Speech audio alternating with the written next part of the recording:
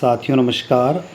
इस वीडियो में हम बात करने वाले हैं राष्ट्रीय शिक्षा नीति के संदर्भ में सामान्यतः पूछे जाने वाले महत्वपूर्ण प्रश्न।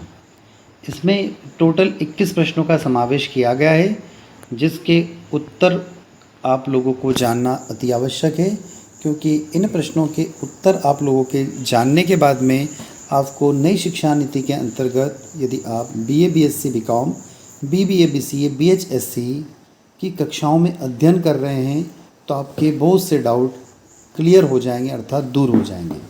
पहला प्रश्न दिया हुआ है, ऑनलाइन से पूर्ण किए गए पाठ्यक्रमों को मान्यता मिलेगी क्या? यदि आप नई शिक्षा नीति के अंतर्गत अध्ययन कर रहे हैं तो प्राचार्य की अनुमति से आप जिस महाविद्यालय में अध्ययन कर रहे हैं यानी प्रिंसिपल की अनुमति से आप स्वयं या NPTEL जो पोर्टल है वहाँ से किए गए ऑनलाइन पाठ्यक्रमों विद्यार्थी के ग्रेड में मान्य होंगे।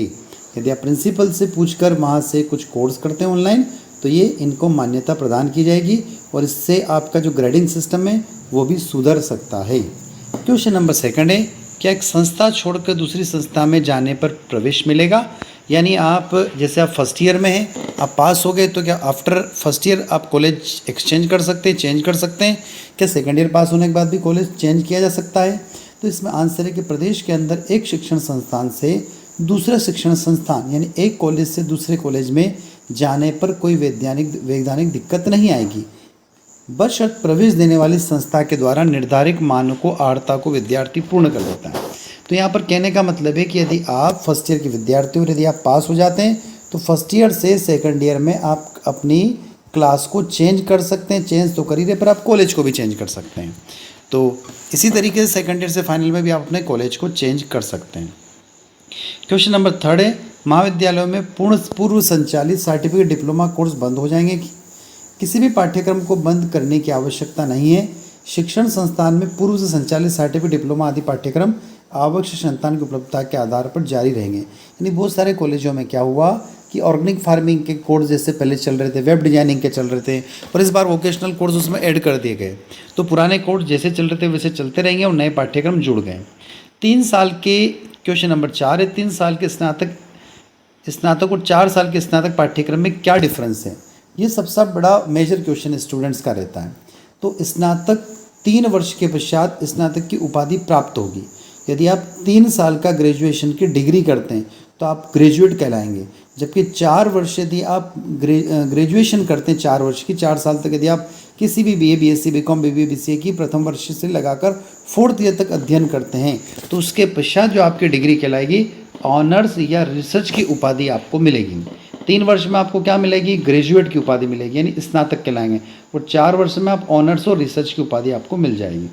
प्रश्न क्रमांक 5, यदि कोई विद्यार्थी मेधावी छात्र ज़्यादा से ज़्यादा क्रेडिट ऑनलाइन अर्जित कर लेता है तो क्या वो निर्धारित समय में पूर्ण डिग्री प्राप्त कर लेगा क्या? तो इसमें आया कि फास्ट यानी मेधावी छात्र को निर्धारित क्रेडिट से अधिक क्रेडिट अर्जित करने के अवसर मिलेंगे, परंतु न्यूनतम पाठ्यक्रम की अवधि किसी भी प्रकार का परिवर्तन नहीं होगा। यानी आप क्रेडिट अंक यदि आपको जैसे 40 फर्स्ट ईयर की क्रेडिट है, 40 के 40 आप लेके आ गए, उससे ज़्यादा लेके आ गए, तो ऐसी कंडीशन में क्या होगा कि आपको 3 या 4 साल तो अध्ययन करना ही होगा।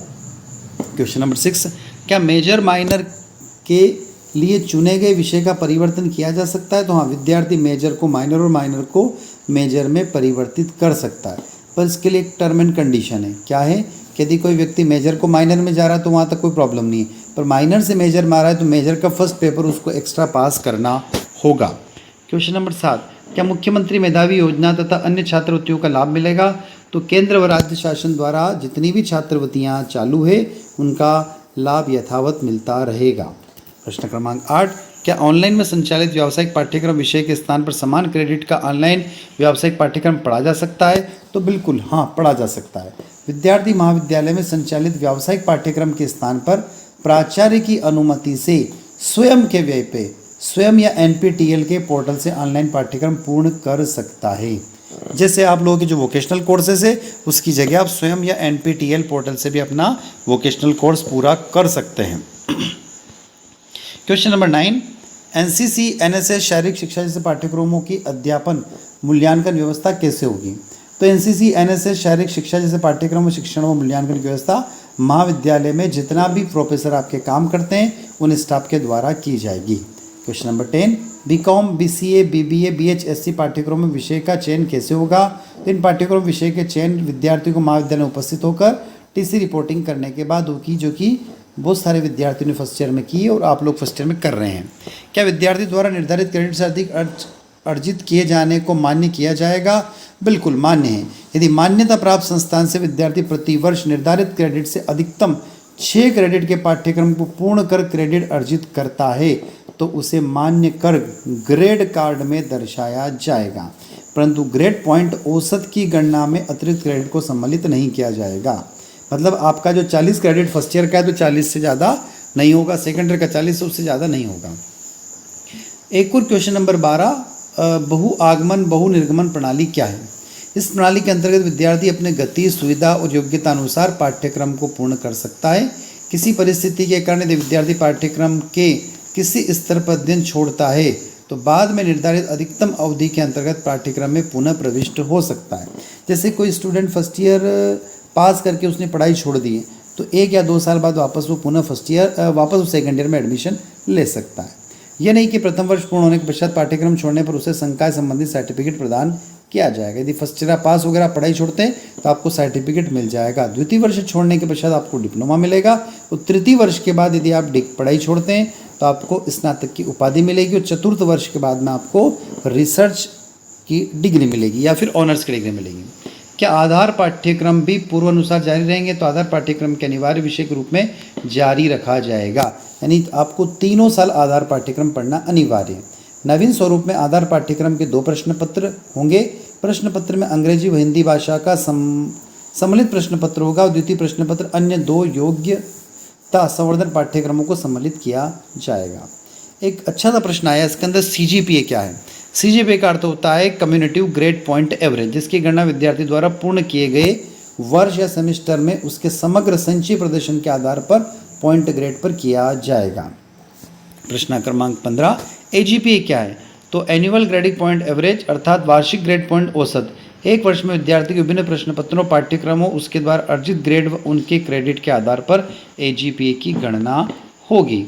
तो ये CGPA और AGPA जब आपका रिजल्ट आएगा तो उसके अंदर आपको क्लियर हो जाएगा। 16, नई शिक्षा नीति के अंतर्गत संचालित पाठ्यक्रम में क्या आंतरिक मूल्यांकन का प्रावधान होगा? तो बिल्कुल, इसमें आधार पाठ्यक्रम को छोड़कर सभी विषयों में आंतरिक मूल्यांकन का प्रावधान होगा। क्या प्रथम वर्ष में चयनित पाठ्यक्रम अगले वर्ष में परिवर्तित किया जा सकता है? विद्यार्थी चाहे तो प्रथम वर्ष में नवीन व्यावसायिक पाठ्यक्रम का अध्ययन कर सकता। हाँ, विद्यार्थी चाहे तो प्रति वर्ष नवीन व्यावसायिक पाठ्यक्रम का अध्ययन कर सकता है, पर शर्त है कि आपके महाविद्यालय में वो होना चाहिए। पाठ्यक्रम में क्रेडिट का क्या अर्थ है? 1 क्रेडिट का अर्थ है 15 घंटे का अध्ययन, यथा 6 क्रेडिट के पाठ्यक्रम का अध्ययन है काल या 90 घंटे का अध्ययन।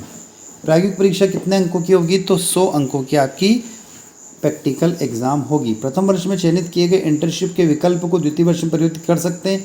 तो ये हाँ, विद्यार्थी अपनी रुचि के अनुसार, यदि आपने फर्स्ट ईयर में इंटर्नशिप लिया तो सेकेंड ईयर में अप्रेंटिसशिप, फील्ड प्रोजेक्ट, इंटर्नशिप कुछ भी ले सकते हैं, यानी इनमें से आप चेंज कर सकते हो। 21, इंटर्नशिप, अप्रेंटिसशिप, फील्ड प्रोजेक्ट अथवा सामुदायिक जुड़ाव और सेवाओं में प्रशिक्षण अवधि कितनी होगी?